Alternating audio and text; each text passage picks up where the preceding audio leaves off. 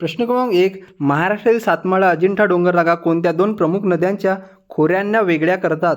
उत्तर आहे तापी आणि गोदावरी. प्रश्न क्रमांक 2. भारतीय संविधानाच्या कोणत्या कलमानुसार अस्पृश्यता निवारण ही तरतूद आहे? उत्तर आहे कलम 17. प्रश्न क्रमांक 3. बहुजन समाजाच्या प्रबोधनासाठी दिनमित्र हे साप्ताहिक कोणी सुरू केले होते? उत्तर आहे मुकुंदराव पाटील. प्रश्न क्रमांक 4.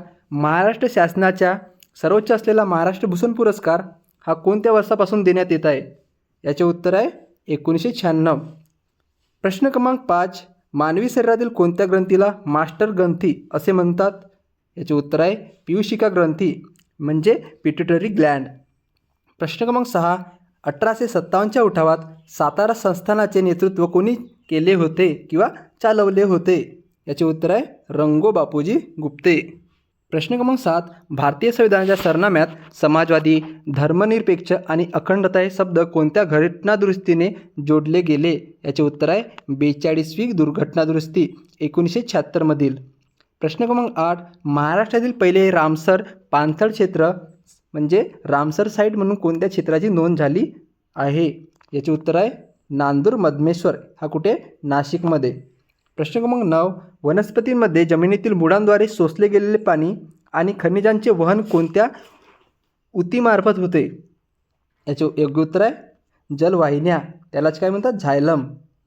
प्रश्न क्रमांक 10. महर्षी धोंडो केशव कर्वे यांनी महिलांसाठी अनाथ बालिकाश्रम कुठे स्थापन केला होता? याचे योग्य उत्तर आहे हिंगणे, पुणे. प्रश्न क्रमांक 11. भारतीय संविधानातील मार्गदर्शक तत्त्वे म्हणजेच डायरेक्टिव्ह प्रिन्सिपल्स ही संकल्पना कोणत्या देशाच्या संविधानाकडून घेण्यात आली आहे? याचे योग्य उत्तर आहे आयर्लंड. प्रश्न क्रमांक 12. अभिनव भारत या गुप्त क्रांतिकारी संघटनेची स्थापना कोणी केली होती? याचे योग्य उत्तर आहे स्वातंत्र्यवीर सावरकर, वि. दा. सावरकर 1904 मध्ये. प्रश्न क्रमांक 13. मानवी रक्ताचा pH मान म्हणजे pH व्हॅल्यू साधारणपणे किती असतो?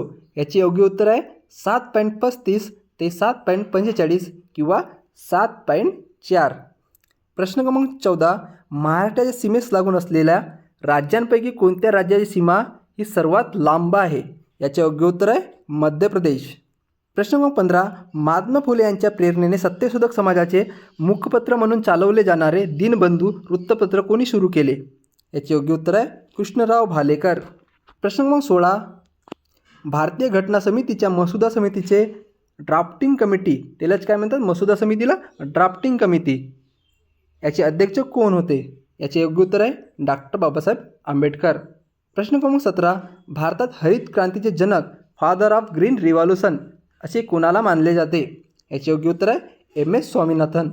प्रश्न क्रमांक 18. लोकमान्य टिळकांना अशांततेचे जनक, फादर ऑफ इंडियन अनरेस्ट असे कोणी म्हटले? याचे योग्य उत्तर आहे व्हॅलेंटाईन शिरॉल. प्रश्न क्रमांक 19. महाराष्ट्राच्या पठारी प्रदेशात प्रामुख्याने कोणती मृदा आढळते? याचे योग्य उत्तर आहे रेगूर किंवा काळी मृदा. ही कशापासून बनते? ही बेसाल्ट खडकापासून बनते, रेगूर आणि काळी मृदा. प्रश्न क्रमांक 20. महाराष्ट्रात तांबडी पिवळी मृदा प्रामुख्याने कोणत्या भागात आढळते?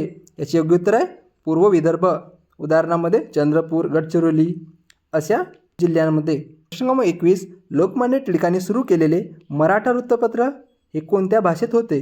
याचे योग्य उत्तर आहे इंग्रजी भाषेत आणि मराठीमध्ये केसरी हे वृत्तपत्र होते. प्रश्न क्रमांक 22. भारताच्या उपराष्ट्रपतींची निवड कोणत्या निर्वाचन आयोग मंडळामार्फत केली जाते? याचे योग्य उत्तर आहे संसदेच्या दोन्ही सभागृहांचे सर्व सदस्य निर्वाचित आणि नामनिर्देशित सदस्य मिळून. प्रश्न क्रमांक 23. पंचवार्षिक योजनांच्या संदर्भात गरिबी हटाव ही प्रसिद्ध घोषणा कोणत्या योजनेत देण्यात आली?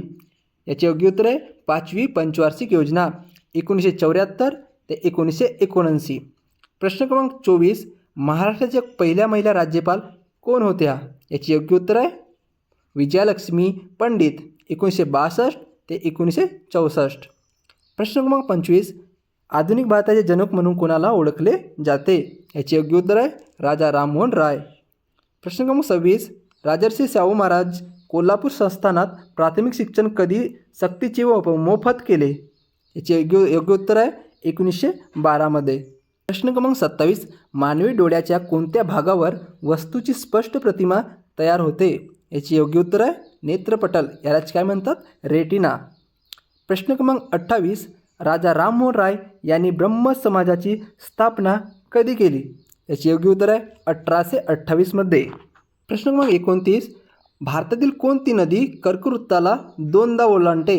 उत्तर आहे माही नदी, मध्य प्रदेश व गुजरात या राज्यात. प्रश्न क्रमांक 30, भारतीय राष्ट्रीय काँग्रेसच्या पहिल्या भारतीय महिला अध्यक्ष कोण होत्या? याचे योग्य उत्तर आहे सरोजिनी नायडू. 1925 कानपूर अधिवेशन. तर आजचे होते हे 30 प्रश्न. तुम्हाला कसे वाटले कॉमेंटमध्ये नक्की सांगा. व्हिडिओ आवडल्यास व्हिडिओला लाईक करा, चॅनलला सबस्क्राईब करा आणि आपल्या इतर मित्रांना शेअर करण्यास विसरू नका.